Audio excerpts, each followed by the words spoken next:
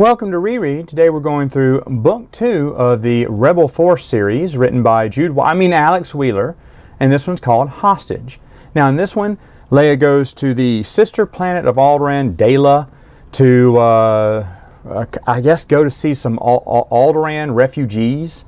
And these refugees aren't happy with Leia. They think that Leia brought destruction to their planet because of her involvement with the rebellion. Now this is a valid complaint. And it makes sense why people would hold a grudge against her and her father. And so when Leia goes there, she thinks that this planet is treating them nicely. They aren't. They're like prison camp conditions. They're just stuck in some warehouses with no medication, barely any food to eat and whatnot. Because the planet, deep down inside, they've always envied Alderaan, and they are not anything like Alderaan. And why should they help? You know, the little snobby people at Alderaan. And here's where I'm 99.9% sure Jude Watson wrote this under a pseudonym, because Ferus Olin's in it. Who would stick Ferus Olin in the story unless you created the character? That's all I got to say. But he's older now, obviously. Some time has gone by since last you saw him in Last of the Jedi. He's plump and fat, and because unlike, you know, lean and thin Obi-Wan living on a desert planet, he's been living in luxury. So it makes sense that he's bigger and fatter. I kind of like that. But at the same time, Leia's only memories of him is a buffoon, like a goof-off, you know, a friend of Organa's, but basically just a doofus. Why would you want to act like that? Why couldn't he just be a good friend or a good advisor of Bail Organa? That was kind of confusing. But the biggest part is he knows who Luke is. He knows who Leia is.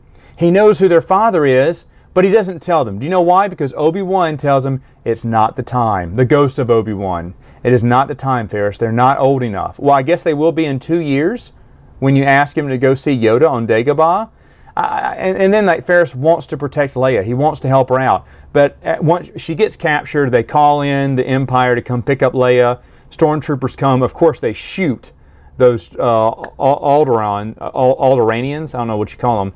But they shoot them just to get to the princess. Obviously, Luke, Han, and X7 are going in there to rescue her. And X7 is a little confusing too, because, I mean, doesn't he work for the Empire? Anyway, Leia is drugged in her drug state. She tells X7 who blew up the Death Star, which is Luke Skywalker. Now that he knows it, his commander wants to keep that from Vader, for continuity purposes only, I guess. And he's supposed to kill off Luke Skywalker. That's his plan. Does he do it immediately? He says how easy this will be, but he doesn't do it in the book.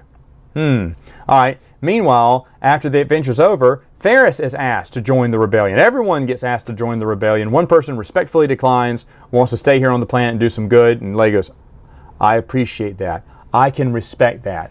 But when Ferus says, no, I don't think I'm going to join the rebellion. Now, first off, it makes no sense from Ferus why he won't do this, because the whole book he's pining over taking care of Leia. He's like a daughter to her. He's glad that she's safe. He doesn't want to leave her side. He wants to rescue her. But when she asks, hey, do you want to join me in the rebellion? He says no. Why? Because the Force tells him it's not the time. And because they couldn't have Ferus in the storyline. Why even bring him back? It was much better an idea that he just blew up on Alderaan and that was his ending. That he's there and that he doesn't tell anything. Like he's hiding his lightsaber the whole time. But now he's not the doofus Leia remembers. He's quick and nimble and he's fast and he's wise. And Luke's like, this is nothing what Leia told me he was like. Well, Leia just found out he was alive. When did you hear stories about him before then? They try to tell some previous stories of Ferus on the planet with Leia. In fact, at the end, his name is Fess. That's his nickname. But he tells Leia at the end, by the way, my name is Ferus. Just thought you should know. And she's like, And she's still mad at him because she calls him a coward because he doesn't want to join the rebellion. He may have his own reasons, but then when he goes, it's like losing her father again. You coward, I hate you. Now I know why this wasn't in my top 5. It may not be just this story here, but of course I'm not a big Ferus Olin fan. I like the idea of him being, like I said, fat and everything, and kind of laid back because he grew up in a life of luxury. But this whole thing about, you know, pining to take care of Leia, worried about Leia the whole time she's held hostage, and then when she's freed, ask him to join the rebellion. He can always stay close to Leia. He refuses. Why? Because the Force told him not to, and it'd go against the story. I'm all for Luke and Leia never running into anyone who knew their mother and father until way later. I'm fine with that. In fact, anything, you know, before Jedi, Luke and Leia don't even know this type of thing. Now, why would it hurt? Ferus doesn't always agree or listen to Obi-Wan. Why wouldn't he say anything? It just causes too many problems. Besides that, like I said, in X7, I don't know, I guess he's getting ready to kill Luke in the next book. I really don't remember, like I said, all the adventures are kind of jumbled together in one, so I don't remember what happens in each individual book. I mean, I knew the overall premise of what was going to happen here. And like I said, I was trying to give Ferus another shot, but it makes no sense why he's in this book. Other than that, there is an opening scene with Yoda and Obi-Wan. Yoda's on Dagobah talking to the ghost of Obi-Wan. That is excellent. Like, every opening chapter so far has just been excellent. So the series can be saved in my mind, but this one, the whole purpose of Ferus being alive and then not saying anything about who he is, but at the end telling Leia his real name, like, that's enough. I don't know, kind of hokey. Oh, by the way, he brings out his lightsaber when Luke isn't, he thinks no one's watching, but X7 sees him. He goes, interesting, he has a lightsaber. Well, I'll file that away and not say anything about it. Why wouldn't he say, hey, why didn't you tell us you were a Jedi? When everyone was, I don't know.